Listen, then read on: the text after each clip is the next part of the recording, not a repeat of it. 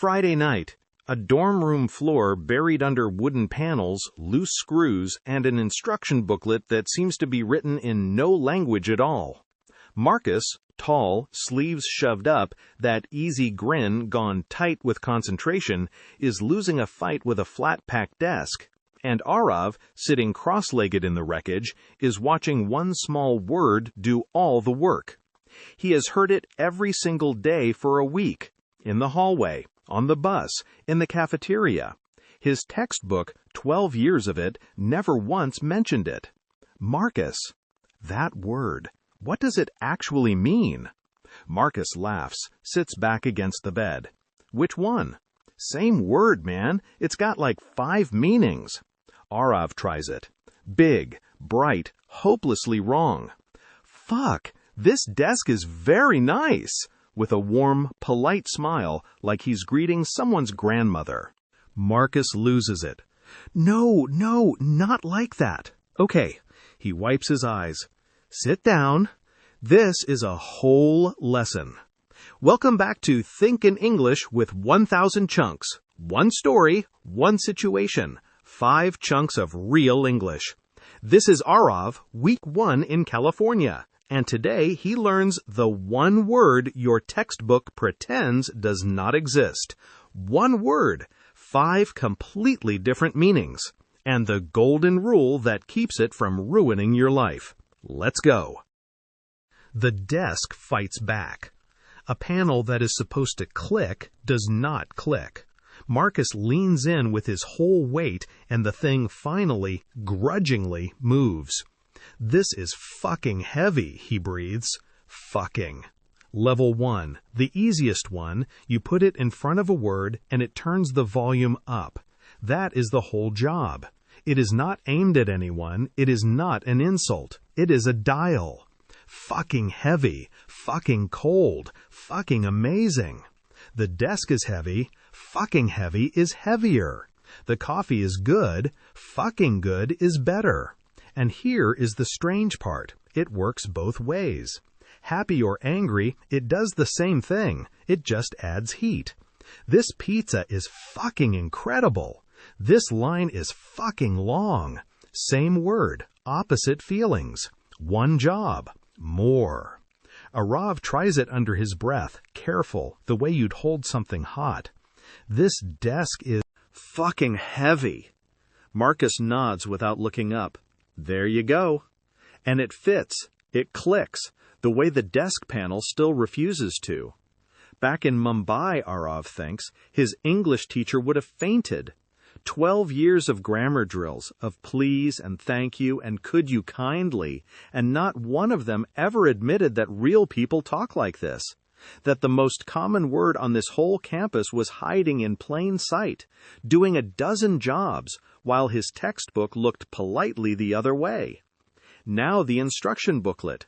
12 languages, 0 words, just a tiny confused cartoon man pointing at a screw that appears in none of the earlier pictures. Marcus turns the page sideways, then upside down. What the fuck is step 7? What the fuck? This one is confusion, surprise, disbelief. Something does not make sense, and your brain files a complaint. What the fuck is this? What the fuck happened? Where the fuck is the other leg? Half the time you are not even really asking. There is no answer coming. You are just reacting out loud. It is the sound a person makes when the world stops making sense for a second. They get the desk mostly standing, mostly, and then they see it.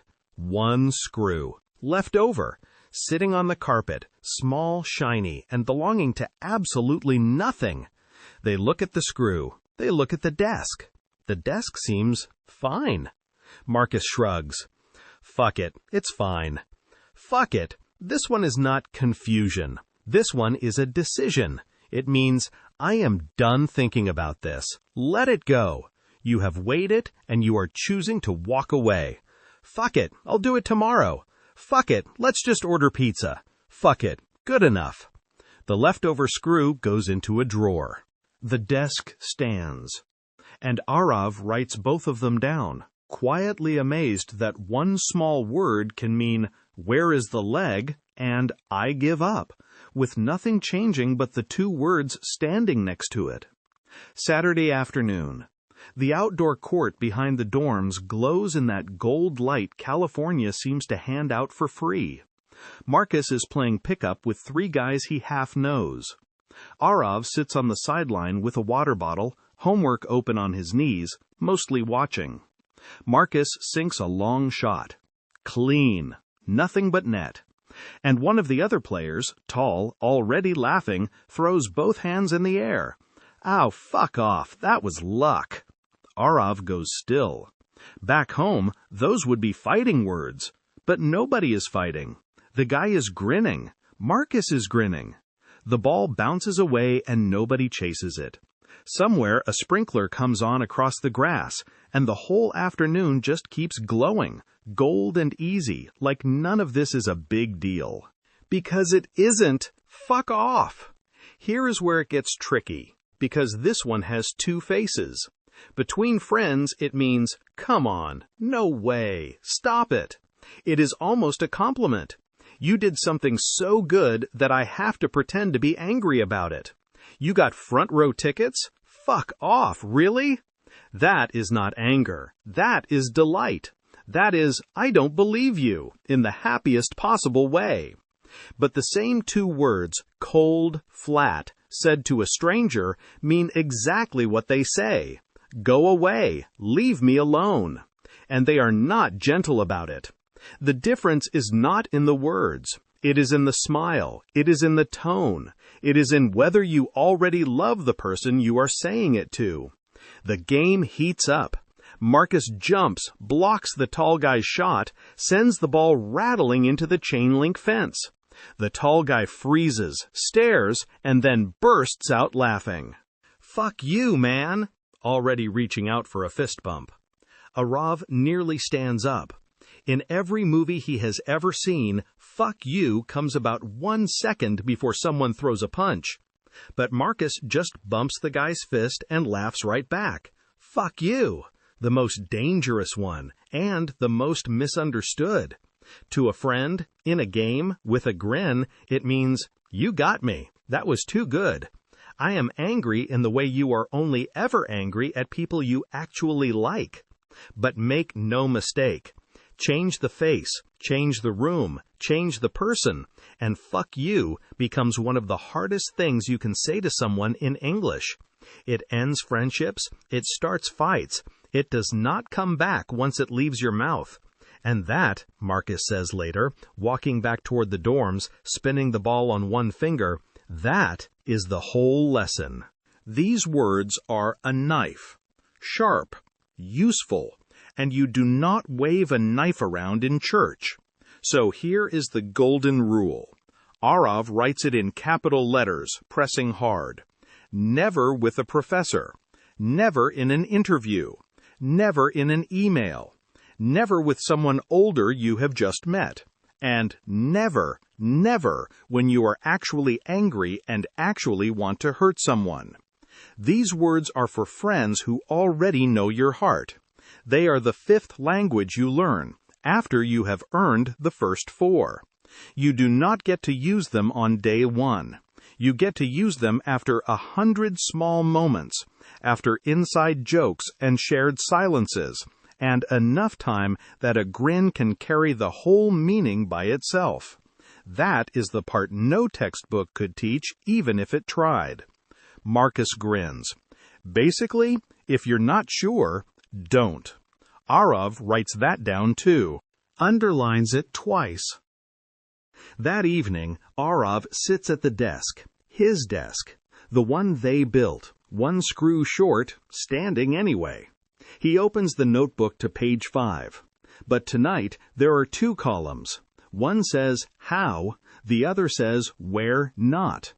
Page 5, real English, the word your textbook skipped. 5 ways to use it, and 1 rule that matters more than all 5. Listen and repeat in your head, quietly. 1. Fucking. The volume dial. Put it before a word to turn the feeling up. Fucking cold. fucking amazing. 2. What the fuck? Confusion, surprise, disbelief. What the fuck is step 7? 3. Fuck it. A decision. I'm done thinking about it. Fuck it. Good enough. 4. Fuck off. Between friends, no way. Stop it. To a stranger, go away and mean it. The smile decides. 5. Fuck you. To a friend in a game, you got me. To anyone else, the start of something bad. And the rule, the one that matters most. Wear not. Not with professors, not in interviews, not in emails, not with strangers, not when you truly want to wound. This is a knife, sharp, useful, and never waved around in church. 5 ways. 1 word, 1 dorm room, and 1 basketball court. Yours now. Carefully. Today, Aarav learned the word his textbook spent 12 years hiding. And the same afternoon, he learned exactly when to put it away. The desk holds his notebook, his laptop, a cup of chai going cold. 1 screw short and standing anyway. Somewhere in that, he thinks, there is a lesson about the whole week. Next time, the laundry room. A machine that eats his quarters and the brave, awkward art of asking a stranger for help. Can you turns into would you mind? And Aarav learns how Americans ask for a favor without sounding like they are giving an order. Now open the comments. Not a sentence this time, just tell me, which of the 5 surprised you the most? I read every single one.